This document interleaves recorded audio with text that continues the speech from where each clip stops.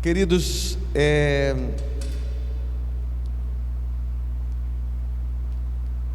tem algo que Deus tem plantado e ministrado ao meu coração, e eu já tenho falado. Às vezes Deus revela algo dentro do meu coração, e às vezes você não sabe onde isso vai dar, né? Sabe quando o Espírito Santo vai te pegando e vai te levando para um lugar, e vai te levando para uma cidade, e de repente você pensa, eu estou indo para Marataízes, e de repente eu chego em Marataízes, e o Espírito Santo me faz contemplar Marataízes, mas ele fala: calma, eu vou te levar para mais. Aí te leva lá para Anchieta, aí de repente te leva para Guarapari, e assim vai. Ele vai te levando para os lugares, mas todos esses lugares são conectados. É assim que o Espírito Santo vai fazendo nossas vidas, e ele vai nos conectando a uma revelação que diz respeito a uma construção em nós. Permanecer na fé é responsabilidade nossa. Permanecer na fé não é responsabilidade de Deus, mesmo porque a fé é o que Ele deu. O apóstolo Paulo, ele fala assim: se é que permaneceis firmes na fé. Por que, queridos, na fé? Porque o nosso mundo é o mundo da fé. A nossa realidade é a realidade da fé. A nossa realidade não é a realidade que nós vemos com os olhos naturais. A nossa realidade é a que nós contemplamos com os olhos do coração. Se você consegue enxergar com o seu coração, com os olhos do coração, iluminados com os olhos do coração, nada te para, nada te vence, nada te derrota, porque literalmente você se torna mais que vencedor. Você exerce a verdade, a identidade mais que vencedor, porque a vitória que vence o mundo é a nossa fé. E a fé não tem a ver com circunstâncias, a fé tem a ver com aquilo que Jesus realizou na cruz. Agora, eu quero compartilhar com vocês algo que eu já tenho falado, e eu acredito que nós vamos ficar algum tempo nessa realidade que eu percebo que é o centro do Evangelho, que está lá em Colossenses, no capítulo 1,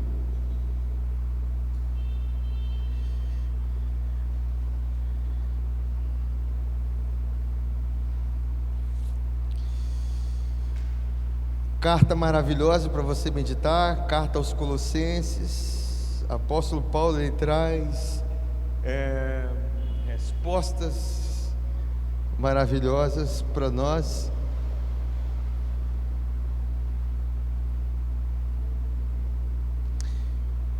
Está lá no versículo 26, e vocês conseguem ver aí.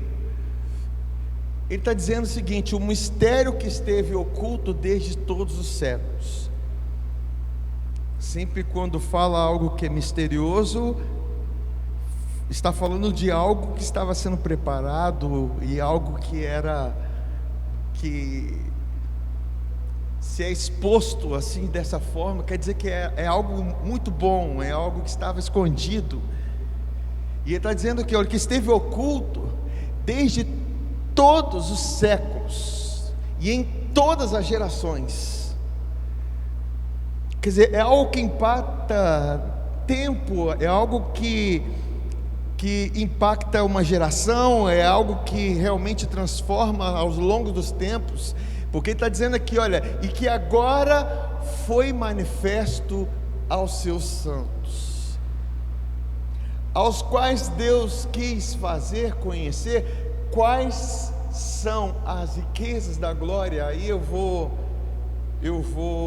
corrigir, que a sua está dando quais são as riquezas da glória, mas a verdade é qual é a riqueza da glória.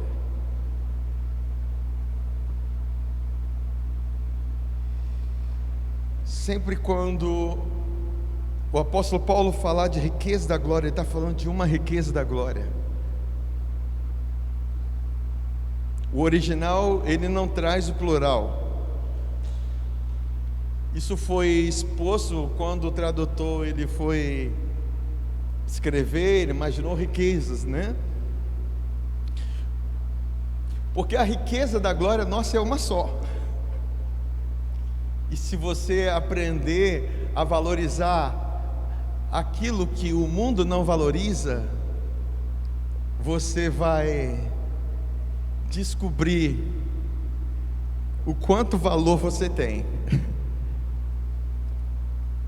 Porque ele está dizendo aqui, obrigado meu amor, ele está aqui dizendo o seguinte: a riqueza da glória deste mistério, o grande mistério entre os gentios, que são aqueles que não são judeus e que não estavam debaixo de nenhuma aliança com Deus, por mais que fizessem boas obras, eles estavam sem aliança, sem promessa, sem nada. Mas por Cristo, os gentios que não eram judeus puderam se tornar a igreja. Aí ele está dizendo: olha, o mistério entre os gentios, que é Cristo em vocês. Cristo em vocês, que é a grande esperança da glória. Agora, é isso que é o foco da nossa vida. O foco da nossa jornada é reconhecer, conhecer, ter o pleno conhecimento de quem o Pai é, de quem Cristo é, em você, em nós. Porque Jesus, quando ele estava na terra, e eu já tenho falado sobre isso, ele falou assim: vocês não veem o Pai? Jesus, mostra-nos o Pai. E ele falou: eu estou tanto tempo com vocês, vocês não viram o Pai? Vocês não sabem que eu estou no Pai, e o Pai está em mim, e as obras que eu faço não sou eu que faço, é o Pai que em mim faz as obras. Para Jesus, a riqueza era o Pai estar nele, e por causa disso, o Pai realizava as obras através de Jesus. E é interessante que quando Pedro está pregando para os gentios, ele fala assim: Jesus, que foi ungido com o Espírito Santo, o qual andou, porque ele foi ungido com o Espírito Santo, ele andou fazendo bem e curando todos os oprimidos do diabo. Quer dizer, o Espírito Santo era o ponto de conexão entre o Pai e Jesus, pelo qual ele tinha a convicção, ele fazia as obras do Pai. Amém, queridos? Aí ele mesmo fala em João 14, ele fala assim: olha, naquele dia, o dia em que o Consolador vier, ele vos guiará em toda a verdade. Agora preste atenção, vocês vão saber, naquele dia que eu derramar o Espírito Santo sobre vocês, vocês vão saber que eu estou no Pai, que vocês estão em mim e eu estou em vocês. A certeza que vocês vão ter, que nós vamos ter, que Jesus está em nós, é porque o Espírito Santo está sobre nós, está em nós, está habitando em nós. E Jesus falou: ele habitará convosco para sempre.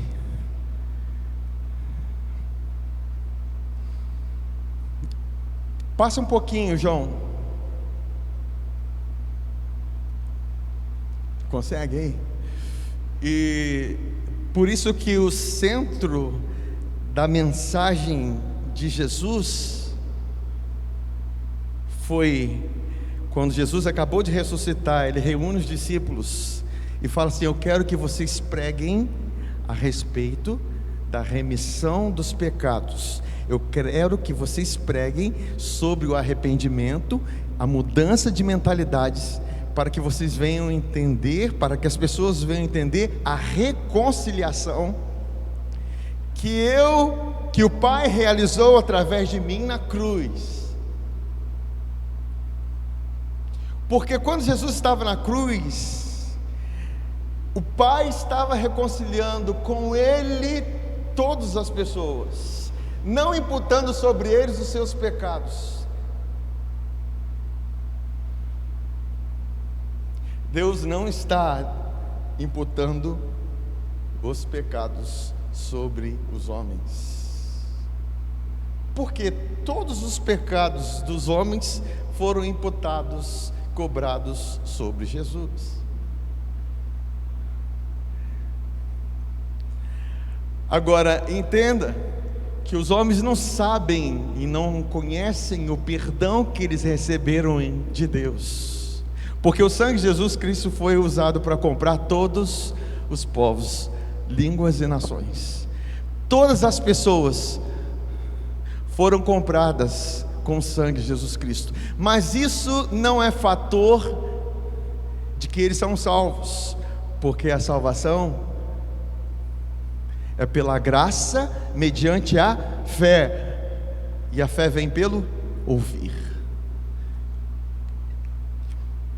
Agora entenda, Jesus falou: eu fiz a minha parte, o Pai estava comigo, e Ele estava reconciliando com Ele o mundo, e agora vocês receberam o Espírito Santo.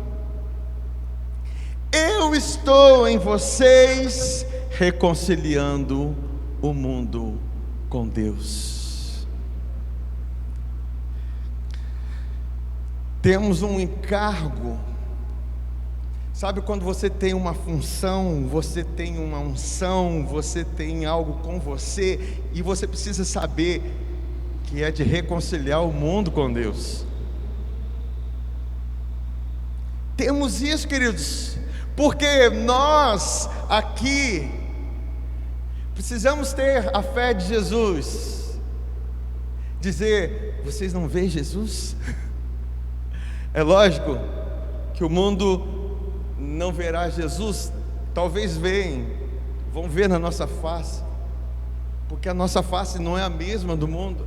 A nossa face é diferente, a nossa face brilha, o nosso olho fala, a nossa postura fala, a nossa paz fala, porque isso é fruto. A nossa alegria fala, comunica. Como que, algumas pessoas vieram, até o testemunho de que viram a foto lá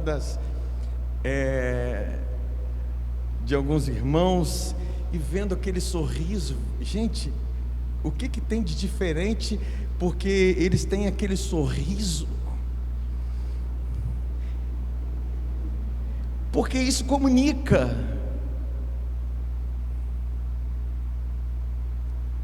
Isso comunica. É lógico que a resposta que nós damos, a reação que nós damos e a forma que nós agimos, isso também vai comunicar. Mas tudo isso parte do princípio em saber quem você é. Por isso que o foco da mensagem de Jesus é: preguem a respeito da remissão dos pecados, que o sangue de Jesus Cristo foi suficiente para trazer perdão para toda a humanidade. Agora, por causa desse sangue, algo aconteceu. Eu me tornei justo. É uma posição diante de Deus, em que Deus não vê em mim pecado, Deus não vê em mim transgressão, Deus não vê em mim culpa, Deus não vê em mim condenação. Por isso eu tenho paz com Deus. A culpa, ela é altamente destrutiva. A condenação é altamente destrutiva. Mas quando você entende que tudo isso é por graça, porque você foi perdoado pelo sangue de Jesus Cristo, justificado gratuitamente, você recebeu uma posição diante de Deus, pelo qual você pode chegar diante dele sem culpa, sem condenação e sem sentimento de inferioridade. Jesus não se relacionou com o Pai com sentimento de inferioridade. Jesus se relacionou com o Pai como o Pai é com o Filho. O Pai não vê o Filho inferior a Ele. Amém? O Pai não vê o Filho inferior a Ele, porque eles têm a mesma natureza. Eu não estou dizendo, tirando a questão da autoridade, porque há a autoridade do Pai sobre o Filho, assim como autoridades que Deus levantam, e essas autoridades estão para a correção dos filhos, para a correção daqueles que estão sujeitos à autoridade. Mas quando os gentios, olha o mistério que foi revelado entre os gentios que estavam lá na casa de Cornélio. Cornélio era o gentio, ele queria descobrir algo que eles não tinham, o anjo não contou para ele, o anjo que se revelou na casa de Cornélio, fala: vai lá e procura Pedro, porque ele tem a resposta. Eu te pergunto, o anjo poderia dar aquela resposta?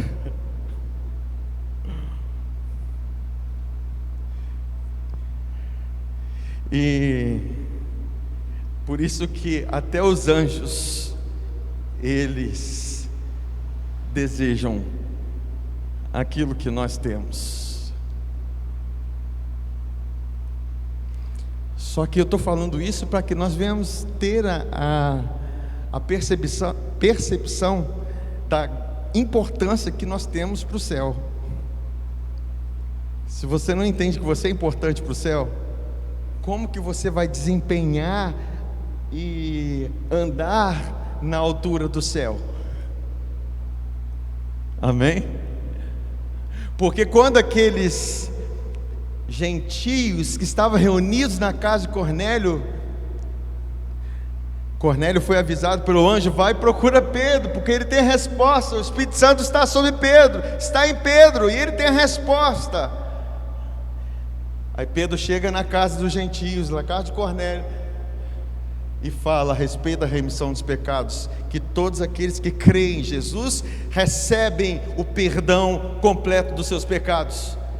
E quando eles ouviram isso, o que aconteceu?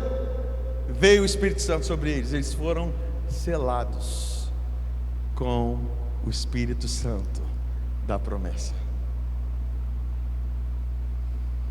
Existem várias promessas de Deus para nós, mas existe a promessa, que é o Espírito Santo em você, queridos.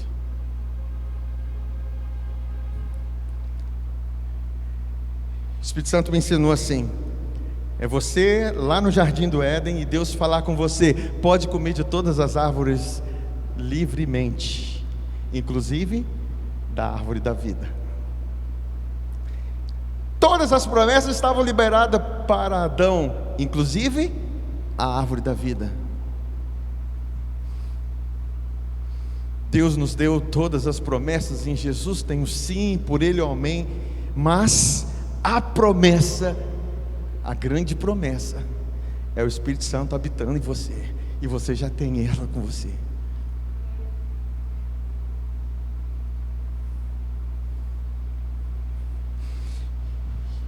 E quando eles receberam, eles foram cheios do Espírito Santo, eles começaram a falar em outras línguas, eles começaram a adorar a Deus. E Pedro falou: meu Deus, o Espírito Santo veio sobre eles também. Era surpresa para Pedro também, porque Pedro era judeu. Deus estava revelando aos olhos de Pedro a grande riqueza da glória que é Cristo também nos gentios. E como Jesus falou: olha, vocês vão saber que eu estou no Pai, que vocês estão em mim e eu estou em vocês, quando eu enviar o Espírito Santo. Por isso que nós precisamos entender que agora, a partir desse momento, eita glória a Jesus,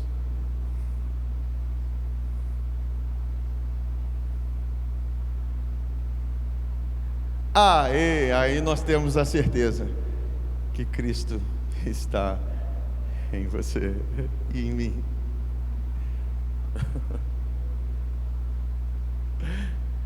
Agora, queridos, olha que maravilha isso. Abra comigo lá em 2 Coríntios capítulo 13.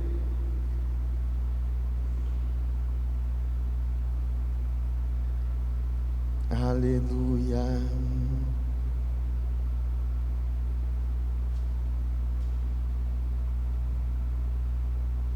Versículo 3.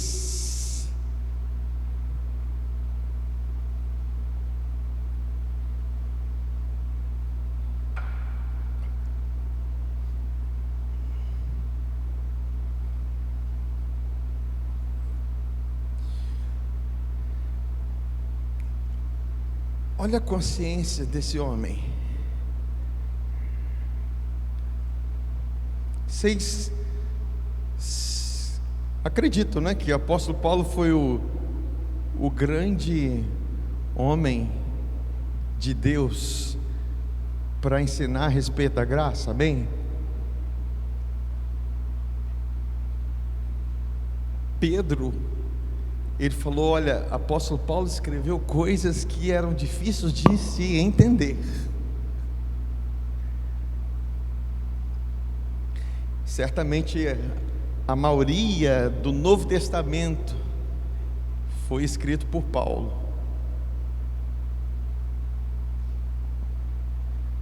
Aí ele aqui em 2 Coríntios capítulo 13, versículo 3, ele fala assim: posto que buscais prova de que em mim Cristo fala, o qual não é fraco para convosco. Coma com palitinho a palavra. O qual não é fraco para com vocês. Porque a partir dessa palavra nós vamos receber força de Deus. Amém. Nós vamos receber graça, perseverança, ânimo, alegria, vida, saúde, tudo aquilo que precisamos está em Cristo. Olha só que ele fala: posto que buscai uma prova de que em mim Cristo fala, o qual não é fraco para convosco, antes é poderoso em. É poderoso em. Fala assim: é poderoso em mim. Cristo é poderoso em mim. Aí ele continua falando aqui: porque de fato ele foi crucificado em fraqueza. Quando ele estava na cruz, ele estava simbolizando a nossa fraqueza. Contudo, vive pelo poder de Deus. Como que Jesus vive hoje? Jesus vive pelo poder de Deus. É o poder de Deus que está sustentando Jesus nesse momento. Esse poder imparável de Deus, esse poder contínuo de Deus, é o que lá no grego fala de dunamis, fala de poder de exércitos, fala da excelência moral de Deus. É o que sustenta Jesus hoje. Por isso que Jesus falou assim: todo poder me é dado no céu, na terra e debaixo da terra. Todo poder agora está em Cristo, e Cristo está em você. Você só pode desfrutar disso se se você tiver fé nisso. Porque é a fé no poder de Deus que faz com que o poder de Deus se manifeste. Aí ele está falando aqui, olha, porque nós também somos fracos nele. O que eu vejo? Eu vejo nós, na nossa fraqueza, escondidos nele. Porque nós estamos nele. Aí ele continua falando aqui, mas viveremos da mesma forma que Cristo vive. Como? Pelo poder de Deus. É você imaginar nesse momento, o mesmo poder que sustenta Jesus está sustentando a sua vida. O mesmo poder que mantém a vida de Jesus é o poder que mantém a sua vida. Você se uniu com Ele na sua ressurreição.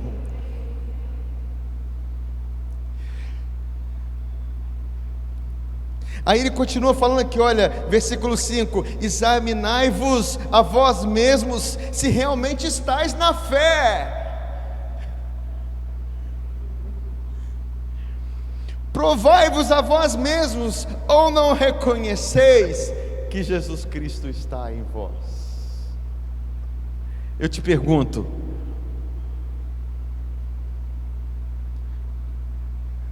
quando você acordou, eu não estou falando isso para você se ligar nisso. Quando você acordou, você se lembrou disso? Cristo está em mim? Você teve a consciência que Ele está em você? Na sua diversidade, Ele está em você. Na hora da tentação, Ele está com você. Na hora da sua fraqueza, Ele está em você. Porque é isso que vai fazer diferença. No mundo nós vamos ter essas aflições, nós vamos ter problemas, nós vamos ter tentações, nós vamos ter tantas situações, mas o que vai fazer diferença é Cristo em você. Porque em Cristo estão todos os tesouros da sabedoria e do conhecimento. Tudo em Cristo está, e tudo isso está dentro de você.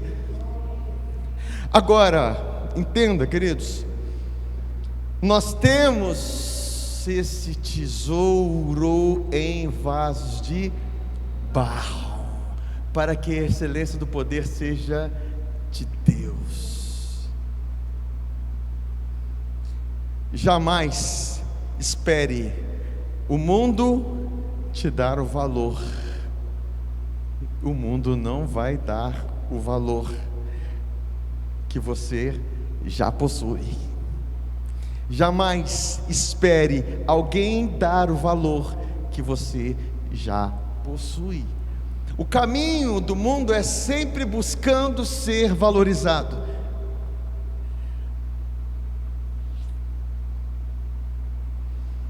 Você imagina, hoje, a busca, né? Vão trazer algumas questões práticas. Eu gosto de falar de futebol, e aí me lembro do Cristiano Ronaldo, do Messi. Essas pessoas, quando entram no campo de futebol, elas já entram sabendo o seu valor. Eles sabem que são bons.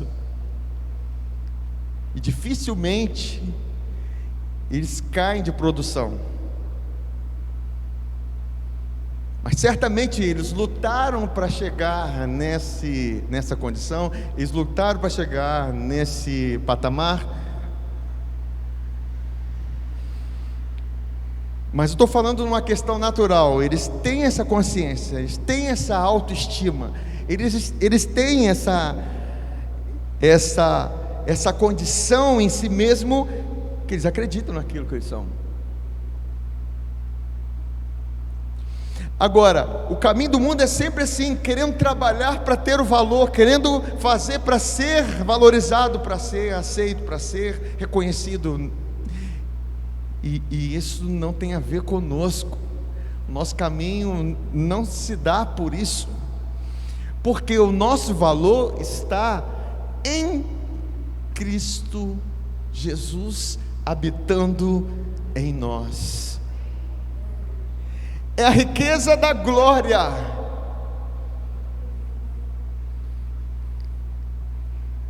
É a riqueza da glória, é Cristo em você. É você enfrentar a vida e enfrentar não, porque nós enfrentamos a vida, nós vivemos a vida. Nós vivemos a verdadeira vida de cabeça erguida, consciente de que Deus escolheu as coisas fracas desse mundo, as coisas desprezíveis desse mundo, as coisas que não são, para confundir aquelas que se acham.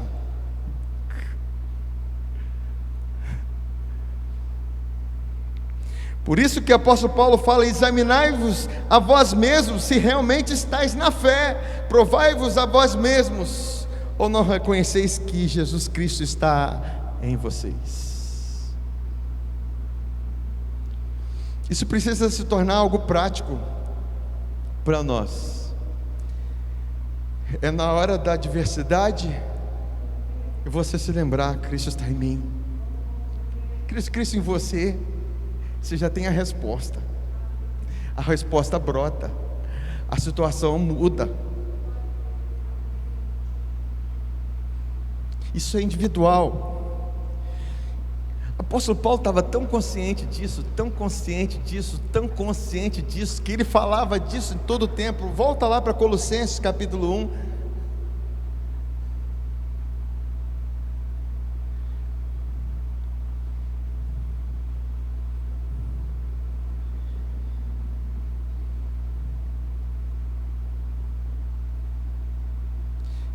No versículo 20, ele fala que,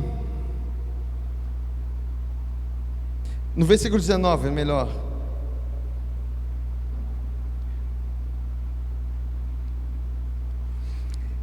ele diz assim: porque aprouve a Deus que em Jesus residisse toda a plenitude.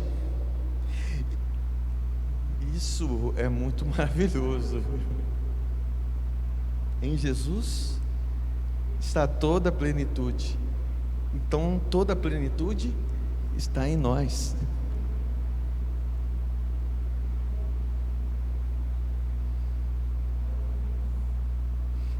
E que, havendo feito paz pelo sangue da sua cruz, está falando de quê? De remissão de pecados. Reconciliar-se consigo mesmo todas as coisas, quer sobre a terra, quer nos céus, e a vós outros também, que outrora eram estranhos e inimigos no entendimento pelas vossas obras más, agora, porém, vos reconciliou no corpo da sua carne, mediante a sua morte. E aqui eu vejo o trabalho do sumo sacerdote, para apresentar-vos perante Deus santos, irrepreensíveis, inculpáveis. Por isso que eu entendo que Cristo vai estar sempre em nós, e Ele vive a interceder por nós como um sumo sacerdote. O ministério de Jesus está ativo. Não é apenas nós que estamos aqui. Jesus também está diante do Pai, como o sumo sacerdote e apóstolo da nossa confissão. Agora entenda, da nossa confissão. Ele é sumo sacerdote daqueles que creem e falam daquilo que Ele fez, daqueles que creem na sua posição que lhes foi dada, que nos foi dada em Cristo. Porque qual o trabalho do sumo sacerdote? O sumo sacerdote é um mediador, é falar assim para Deus: calma, está tudo bem.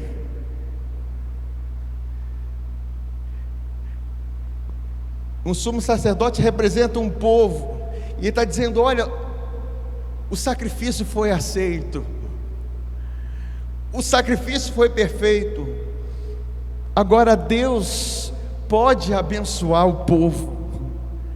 o sacrifício foi aceito. Isso quer dizer que o sacrifício, o animal morreu pelo pecado deles, e agora eu posso apresentá-los diante do Senhor sem culpa, sem mancha, sem pecado.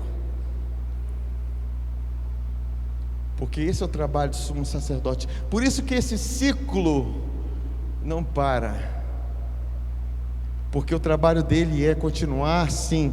Aí ele continua falando aqui no 23: se é que permaneceis na fé, alicerçados. Nós precisamos de alicerces, porque alicerces servem para que nós não caiamos debaixo ou não sejamos movimentados por qualquer vento, por qualquer circunstância. É o alicerce que nos deixa firmes e inabaláveis diante das circunstâncias que nós passamos. São os alicerces, são os fundamentos que nos mantêm de pé, queridos. Ele fala assim: alicerçados e firmes, não vos deixando afastar da esperança do Evangelho, que ouvistes e que foi pregada a toda criatura debaixo do céu, do qual eu, Paulo, me tornei ministro. Aí, olha aqui que ele fala. Ele falou de Cristo em nós já lemos a respeito disso. Aí no 28 ele fala assim, quando ele falou de Cristo em vós, a esperança da glória, ele fala no 28, o qual nós anunciamos. Esse é o ministério do apóstolo Paulo, ele anunciar a respeito disso. Advertindo a todo homem, ensinando a todo homem em toda a sabedoria. Ele estava ensinando a respeito disso, e eu fico muito em paz por causa disso, porque eu estou ensinando as mesmas coisas.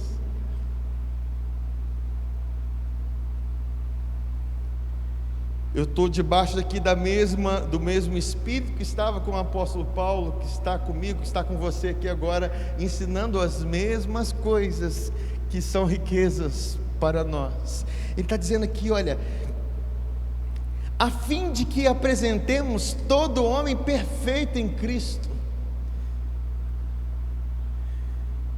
Aí, eu acredito que não é simplesmente pela fé, porque esses homens, eles vão apresentar os resultados de Cristo.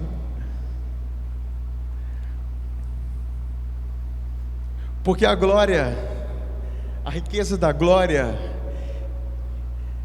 ela é sustentada pela revelação do amor de Deus por nós.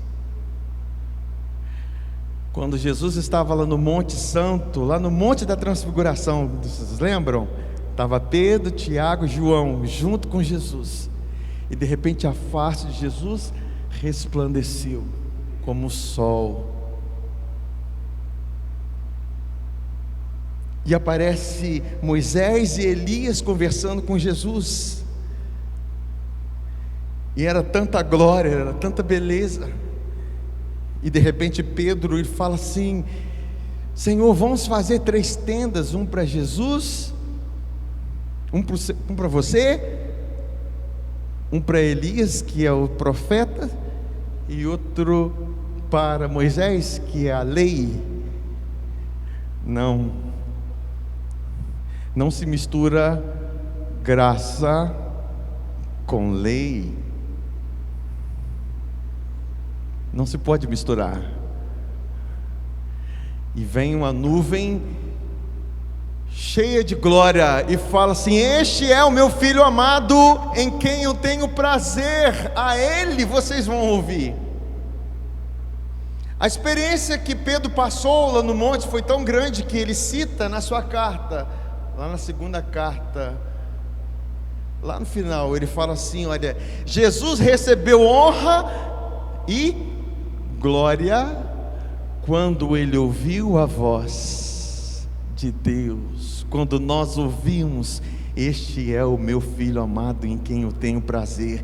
E é isso que Deus faz quando você entende que você é amado daquela forma, porque, queridos, você percebe que toda movimentação é para que Cristo esteja em você e você carregue a riqueza da glória com você. Queridos, onde está a riqueza? É onde está o valor,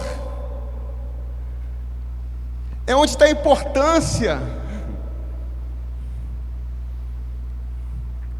Ela está escondida dentro de você, ela está dentro de você, e essa beleza, ela vai ser vista um dia, aos olhos naturais, em exuberância, em luz, quando o nosso corpo for transformado, conforme o corpo de Jesus, mas ela já está em você. Aí o apóstolo Paulo, ele fala, continua falando aqui, olha, no versículo 29, para isso é que eu me afadigo, eu uso o meu tempo para isso, esforçando-me o mais possível, segundo a eficácia, segundo a energia que opera eficientemente em mim. Deus quer com isso o quê? O que Deus quer com isso? Porque essa riqueza da glória está em você, para que você, tudo que você for fazer, você faça consciente de que Cristo está em você. E tudo que você faz consciente que Cristo está fazendo, tudo isso vai prosperar.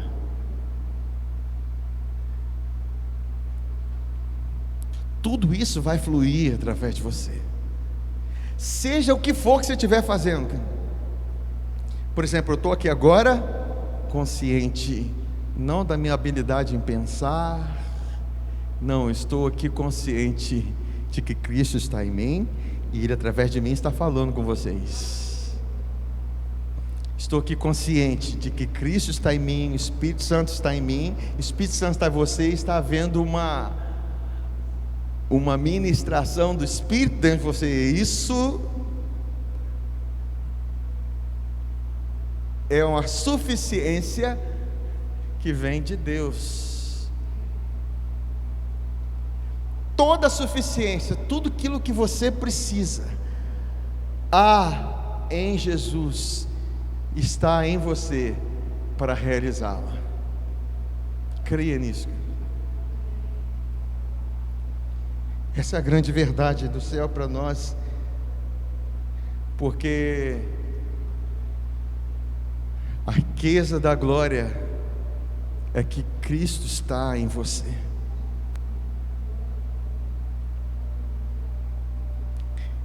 Em qualquer área da sua vida, em qualquer situação de fraqueza que você esteja vivendo, Deus colocou a riqueza da glória num tesouro, um tesouro em vasos de barro. Isso faz conosco com que nós não fiquemos abalados diante das circunstâncias. Isso faz com que nós tenhamos paz em meio às guerras. Isso faz com que nós perseveremos e andamos mais não sei quantas milhas possíveis, porque nós estamos conectados numa energia, o mesmo poder que está em Jesus é o mesmo poder que está em nós operando, está ativo dentro de nós, queridos. Às vezes nós estamos cansados, sobrecarregados, e estamos tão conscientes da nossa fraqueza, tão conscientes às vezes da nossa força, mas quando você está fraco, aí é a oportunidade para você descobrir que você é forte, porque a sua força está nele. Esteja consciente disso, Cristo está em você. e que você fale, como Gálatas capítulo 2 fala: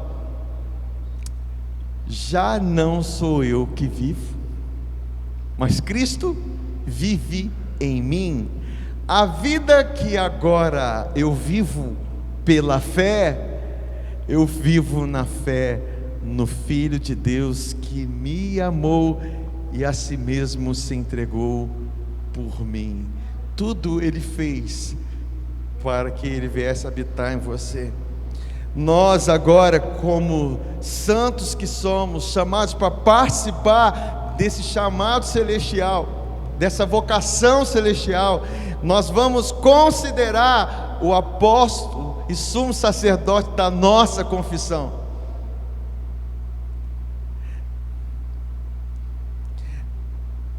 Você vai ver que ele continua falando lá em Hebreus 3 isso, ele fala assim: agora Cristo, Ele é fiel como filho, Ele tem a glória, e nós, a sua casa.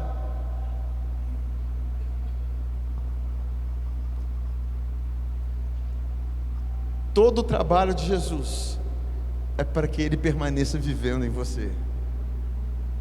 Todo o ministério dele é para que você permaneça ativo, e quando você está ativo é porque Ele está ativo em você. É Ele em você. O Evangelho é isso, é Jesus em você. O Evangelho não cabe lugar para glória humana.